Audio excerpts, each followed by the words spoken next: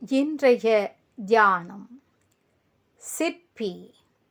சிற்பி ஒருவன் சிலையை செதுக்கி உருவாக்குவது போன்று உன்னை பற்றிய எண்ணத்தால், அண்ணலே, என்னை நான் உருவாக்குவேனாக. முன் எண்ணியது பின் விளைகிறது. விளக்க முடியாத வல்வினை என்பது முன் எண்ணிய தீய எண்ணங்கள் ஆகும்.